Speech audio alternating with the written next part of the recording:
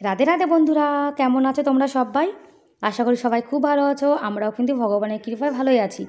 আমার নতুন আরও একটি ব্লগে তোমাদের সবাইকে জানাই অনেক ভালোবাসা, অনেক স্বাগত। বন্ধুরা, আজকের ভিডিওটি একদমই ছোট্ট, তাই প্লিজ স্কিপ না করে ফুল ভিডিওটি দেখার অনুরোধ রইল।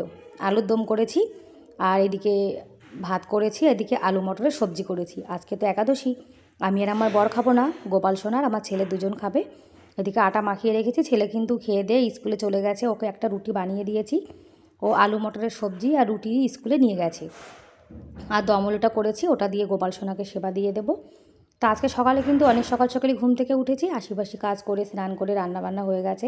ছেলেও চলে গেছে, জামাটা খুলে রেখেছিল সেটা এখন ভাঁজ করে এই যে রেখে দিচ্ছি। আর গোপাল সোনা কিন্তু ঘুম থেকে উঠে দেখো বসে রয়েছে, একটু পরে গোপাল সোনাকে স্নান করানো হবে। আর এখন তো শীতকাল চলে এসছে, কাঁথা কম্বল একদম বেডটা না পুরো ভরে থাকে। আর এই যে বেডের পরে সুতির বেড কভার, এতে যখন ঘুমায় রাত্রিরে মনে হয় যেন একদম ঠান্ডা। সেই জন্যেই মানে বেড কভারের উপরে একটা পাতলা কম্বল বিছিয়ে ঘুমাই, তাহলে কিন্তু ভালোই হয়। মানে নিচে কম্বলেরও গরম থাকে, আর নিচেও একটা কম্বল, উপরে একটা কম্বল, দুটো কম্বলে গরমে ভালো ঘুম আসে। আর আমাদের রাজস্থানে কিন্তু ভালোই শীত পড়ে গেছে জানো তো। মানে কি বলবো, নভেম্বর মাস থেকে শীত পড়ে গেছে, এখনও তো ডিসেম্বর মাস জানুয়ারি মাস পড়েই রয়েছে। আর আমাদের এখানে গরম যেমন বেশি পড়ে, শীতও কিন্তু সেরকম বেশি পড়ে। আর এখন এই যে রাত্রে যেগুলো বিছিয়ে ঘুমানো টুমানো হয়েছিল সেগুলো এখন সব ভাঁজ করে রেখে দিচ্ছি। আর ঘরের বেডটা যদি ক্লিন থাকে, পরিষ্কার পরিপাটি টান টান, তাহলে দেখবে পুরো ঘরটায় কিন্তু একদম গোছানো মনে হয়। আর ঘরের বেড দিয়েই দেখবে ঘরের সৌন্দর্যটা কিন্তু বৃদ্ধি পায়। আমি তো মনে করি ঘরের বেডটা যদি পরিষ্কার থাকে তাহলে পুরো ঘর দেখবে একদম গোছানো গোছানো মনে হয়।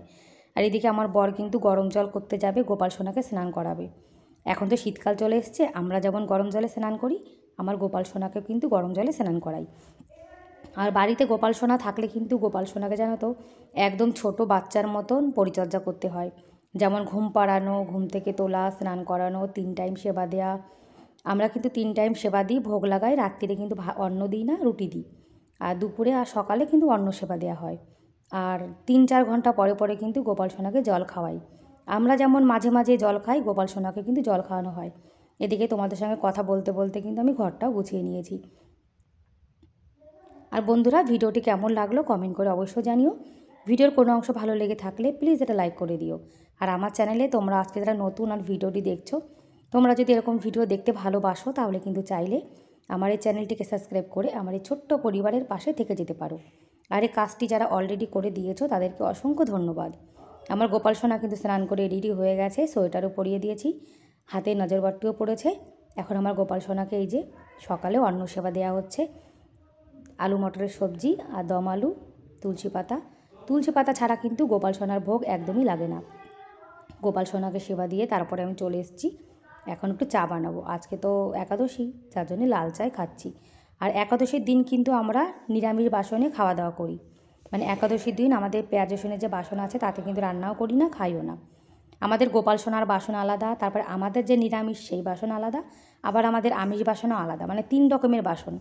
আর এখন 1 কাপ চা বানিয়ে নিয়েছি শুধুমাত্র আমার জন্য, কেননা আমার বর না চা খায় না। আর আমি জানি একাদশী দিন চা খেতে নেই, কিন্তু কী করবো বলো, ওই যে একটা নেশা, একটু চা না খেলে একদমই হয় না। আর গোপাল সোনাকে সেবা না দিয়ে জানো তো আমরা কিন্তু কখনোই কিছু খাই না।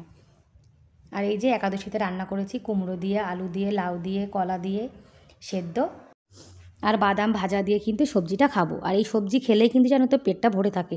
তারপরে মন্দিরে এসেছিলাম, এখানে এই ছাগলগুলোকে না জল খাওয়াচ্ছে। আর এই জলগুলো রাখা হয়েছে পশু পাখিদের খাওয়ার জন্য। আর এই আমাদের মন্দিরে কিন্তু একটা বজরংবলীর মূর্তি স্থাপনা করা হয়েছিল কদিন আগেই। ব্যাস বন্ধুরা, তাহলে আজকের মতো পর্যন্তই, দেখা হবে পরের ভিডিওতে। ততক্ষণ তোমরা অনেক ভালো থেকো, অনেক সুস্থ থেকো, বাই বাই।